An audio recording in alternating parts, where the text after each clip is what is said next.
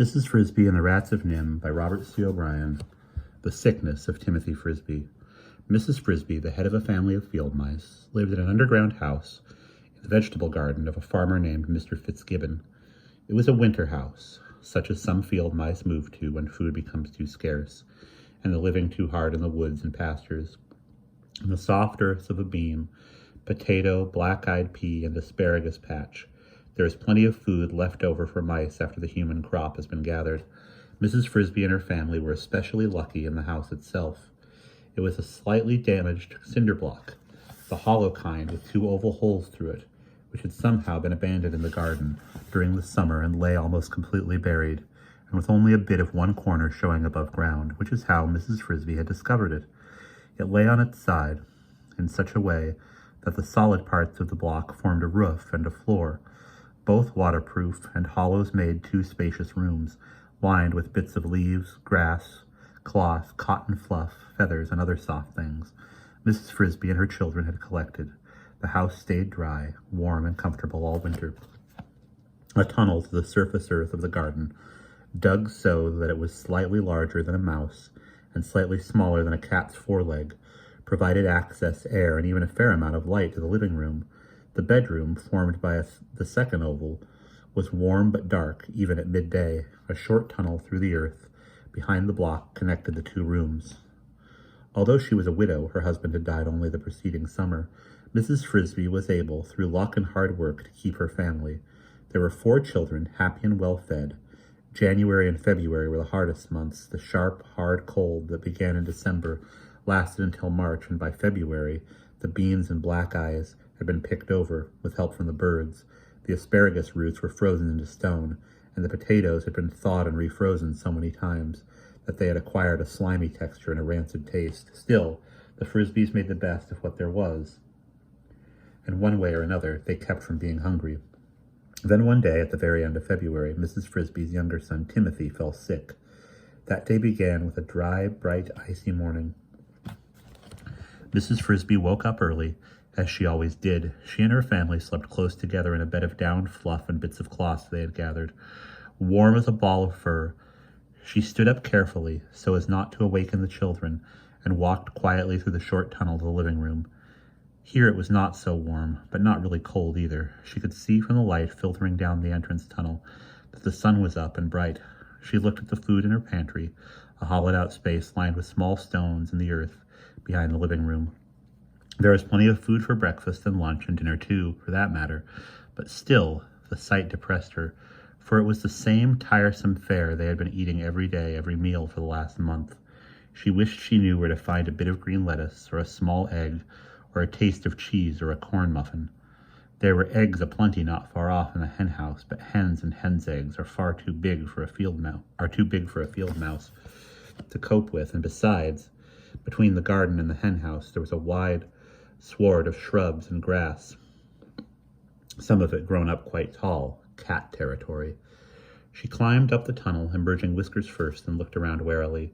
The air was sharp, and there was white frost thick on the ground and on the dead leaves at the edge of the wood across the garden patch. Mrs Frisby set off over the gently furrowed earth, and when she reached the fence, she turned right, skirting the border of the forest, searching with her bright round eyes for a bit of carrot, a frozen parsnip, or something green. But there was nothing green at that time of year but the needles on the pine trees and the leaves on the holly, neither of which a mouse or any other animal, for that matter, can eat. And then, straight in front of her, she did see something green. She had reached the far corner of the garden, and there at the edge of the woods, where it met the fence, was a stump. In the stump was a hole, and out of the hole protruded something that looked a little like a leaf, but was not. Mrs Frisby had no trouble at all going through the cattle wire fence, but she approached the hole cautiously. If the stump was hollow, as it seemed to be, there was no telling who or what might be living in it. A foot or so from the hole, she stopped, stood still, and watched and listened. She could hear no sound, but from there she could see what the green was. It was in fact a yellowish-brownish green, a bit of a corn shuck. But what was a corn shuck doing there? The cornfield was in a different part of the farm altogether, away beyond the pasture. Mrs Frisby hopped closer, and then, carefully, crept up the side of the stump and peered inside. When her eyes got used to the dark, she saw that she found a treasure, a winter's supply of food carefully stored there, for some reason forgotten or abandoned. But stored by whom? A raccoon, perhaps? Not very likely, so far from the stream. More likely a squirrel or a groundhog. She knew that both of these felt free to help themselves to the new corn each year, and that they were strong enough to carry ears away and store them. But whoever had done it,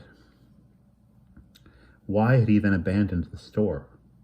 And then she remembered, back in November, there had come from near the edge of the woods the sound that sends all the animals in the forest shivering to their hiding places, the sound of hunters' guns shooting, the sound that is accompanied, for someone, by a fierce stabbing pain. And then he never needs store his food again. And then he never needs his stored food again. Still, since Mrs. Frisby did not even know what kind of animal it had been, much less his name, she had not shed many tears over him, and food was food. It was not the green lettuce she had longed for, but she and her children were extremely fond of corn, and there were 8 large ears in the stump, a noble supply for a mouse family. Down under the corn she could also see a pile of fresh peanuts from still another part of the farm, some hickory nuts, and a stack of dried sweet-smelling mushrooms. With her forepaws and sharp teeth, she pulled off a part of the husk from the top ear of corn and folded it double to serve as a crude carrying bag. Then she pulled loose as many of the yellow kernels as she could easily lift, and putting them in the shuck bag, she hopped off briskly for home. She would come back for more after breakfast and bring the children to help. She backed down the tunnel entrance to her house. She backed down the tunnel entrance to her house, tail first, pulling the corn after her and calling cheerfully as she went, "Children, wake up, see what I have for breakfast, a surprise." They came hurrying out, rubbing their eyes in excitement, for any kind of surprise in food was a treat, or for any surprise in food was a rare and festive thing in the cold dead of winter. Teresa, the oldest, came first, crowding close. Behind her was Martin, the biggest, a strong, quick mouse, dark-haired and handsome like his poor father. Then came Cynthia, the youngest, a slim, pretty girl mouse, light-haired, and in fact a little light-headed as well, and over-fond of dancing. "Where is it?" she said. "What is it? Where's the surprise?" "Where is Timothy?" asked Mrs. Frisby. "Mother," said Teresa, concerned. "He says he's sick and can't get up." "Nonsense, Martin. Tell your brother to get out of bed at once, or he'll get no breakfast." Martin ran to the bedroom obediently, but came back in a moment alone. "He says he feels too sick and doesn't want any breakfast, even a surprise. I felt his forehead, and it's burning hot." "Oh, dear," said Mrs. Frisby. "That sounds as if he really is sick." Timothy had on occasion been known to think he was sick when he really was not. "Here, you may have your breakfast, save Timothy's, and I'll go and see what's wrong." She opened up the green carrying bag and put the corn on the table, dividing it into 5 equal shares. The dining table was a smooth piece of lath supported on both ends by stones. "Corn!" shouted Martin. "Oh, Mother, where did you get it?" "Eat up," said Mrs. Frisby, "and a little later I'll show you, because there's a lot more where this came from," and she disappeared into the little hallway that led to the bedroom. "A lot more," Martin repeated as he sat with his 2 sisters. "That sounds like enough to last till moving day." "I hope so," Cynthia said. "When is moving day, anyway?" 2 weeks, said Martin authoritatively. "Maybe 3. "Oh, Martin, how do you know?" protested Teresa. "What if it stays cold? Anyway, suppose Timothy isn't well enough?" At this dreadful thought, so casually raised, they all grew worried and fell silent. Then Cynthia said, "Teresa, you shouldn't be so gloomy. Of course he'll be well. He's just got a cold, that's all." She finished eating her corn, and so did the others. In the bedroom, Mrs. Frisby felt Timothy's forehead. It was indeed hot, and damp with sweat. She took his pulse and dropped his wrist in alarm at what she felt. "Do you feel sick to your stomach?" "No, Mother, I feel all right, only cold, and when I sit up I get dizzy, and I can't get my breath too well." Mrs. Frisby peered anxiously at his face and would have looked at his tongue, but in the dark room she could see no more than the dim outline of his head. He was the thinnest of her children and had a dark complexion like his father and brother. He was narrow of face, his eyes were unusually large and bright, and shone with the intensity of his thought when he spoke.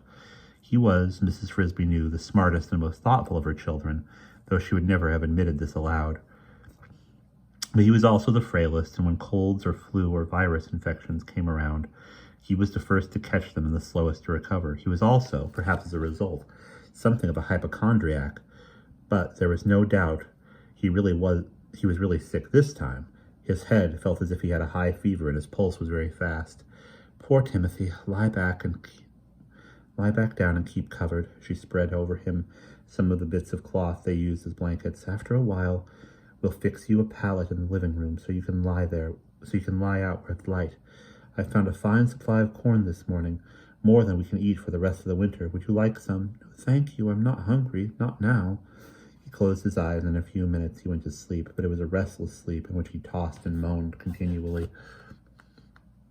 In mid-morning, Mrs. Frisby, Martin, and Cynthia set off for the stump to carry home some more of the corn, and some peanuts and mushrooms. The hickory nuts they would leave, for they were too hard for mouse jaws to crack and too tedious to gnaw through. They left Teresa home to look after Timothy, whom they had wrapped up and helped into a temporary sickbed in the living room. When they returned at lunchtime, carrying heavy loads of food, they found her near tears from worry. Timothy was much worse. His eyes looked wild and strange with the fever. He trembled continuously, and each breath he took sounded like a gasp for life. Teresa said, "Oh, Mother, I'm so glad you're back. He's been having nightmares and shouting about monsters and cats. And when I talk to him, he doesn't hear me at all." Not only was Timothy not hearing with his ears, his eyes, though wide open, were not seeing. Or if they were, he was not recognizing what they saw. When his mother tried to talk to him, to hold his hand and ask how he felt, he stared past her as if she did not exist. Then he gave out a long, low moan and seemed to be trying to say something, but the words would not form properly and made no sense at all. The other children stared in frightened silence. Finally, Martin asked, "Mother, what is it? What's wrong with him?" "He's terribly ill. His fever is so high he has become delirious. There is nothing for it. I will have to go and see Mr. Aegis. Timothy must have medicine." And that is the end of the first chapter.